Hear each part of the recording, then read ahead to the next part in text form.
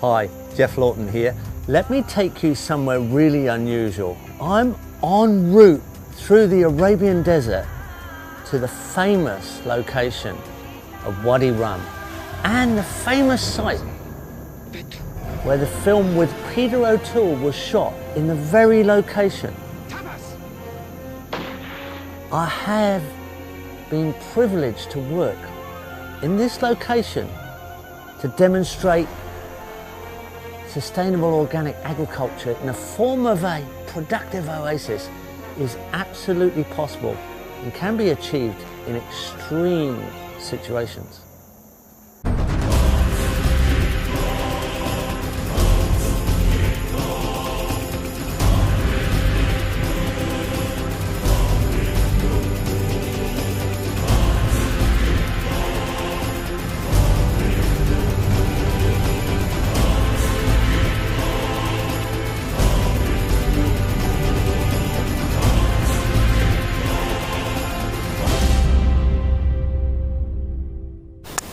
Here we are in an extremely dramatic desert landscape, and who would think that you could put an oasis up in this what looks like an incredibly barren landscape?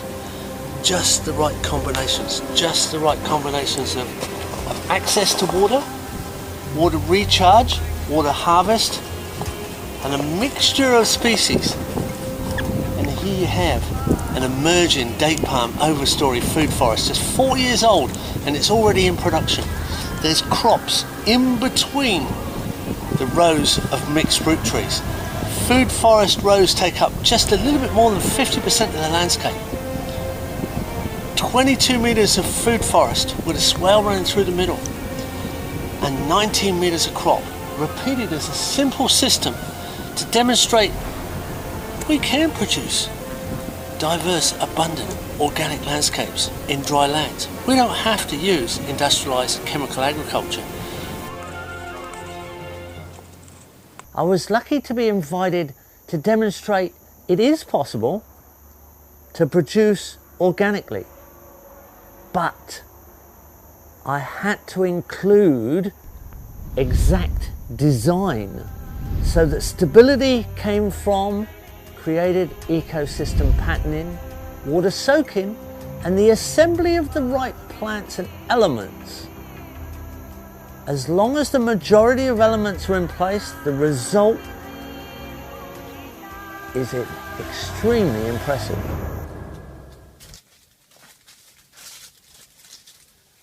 I'm walking inside a swale that gets flooded and irrigates this whole section. It's hard to imagine that you're actually inside one of the driest deserts in the Middle East. We've got grapevines over the top of us. We've got apricots, apples, figs, pomegranates, olives, date palms going up into the overstory. We've got cut legume trees for mulch all the way through, and this great big canopy. It's the end of summer, the grapes are starting to lose their leaves. There's a peach just here. This is truly a desert oasis irrigated by swale water. An amazing system. We're mimicking natural systems. We have to include anti-evaporation strategies as an imperative. Initially, everything is about reducing evaporation. We have to shade, we have to insulate, we have to buffer the winds. We have to soak water away from the sun. And we have to build organic matter within a system as quickly as possible with any living elements that will achieve those ends. As that starts to achieve, the soil creation achievement starts from reducing evaporation, insulation with ground covers that are succulents full of gels, capture minor wind flows and depositions of dust. Nutrient in the air is a crucial additive and benefit to all desert systems. The dust contains old nutrient. Nothing degrades quickly in a desert. The donkey dies in the desert, it just sits there for 2 or 3 years, drying down the skin and bones. Becomes dust and blows as ancient nutrient often. There's old nutrient, there's very valuable nutrient. Highly mineralized dust deposit into our system. We have to put up that system that interrupts the airflow.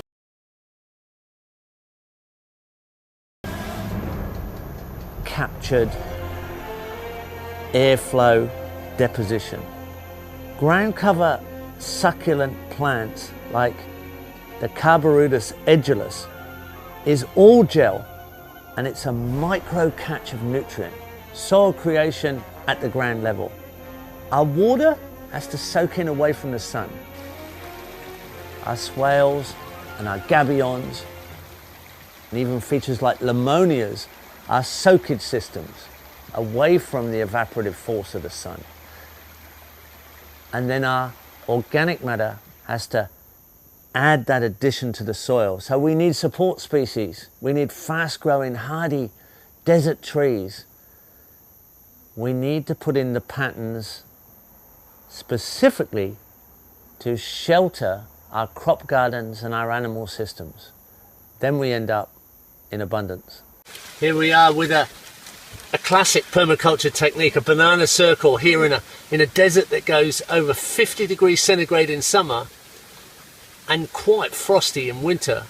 It's not a place that people can normally grow bananas, but here we have bananas fruiting around a well mulched and manured banana circle. Classic example of using the right techniques, we can stretch the microclimate. So here we are, and we've got an apricot here. It's been pruned for winter. We've got a lucina that's been cut for mulch. We've got an apple coming through. We've got a beautiful healthy fig and an apricot. We've got succulent ground covers on the floor. There's a pomegranate coming. Here's a peach tree. This is a classic mixed organic desert food forest. Here's a citrus tree, probably a small mandarin. This is just 4 years old. There's date palms and olives. There's a pepper tree there for mulch. This is a whole mixture of organic food forest as an example that even in the hardest landscapes we can actually create absolute abundance. This ancient geology at Wadi Rum is 480 million years old. This is ancient country. But here, with a date palm overstory, a multi-species food forest is possible if we put in the right design system. Once we put in the soakage, once we put in the organic components into the soil comes alive and it turns into a productive ecosystem. This is something we have to realize is possible. If you can do it in these situations, you can do it anywhere. The spatial relationship is crucial.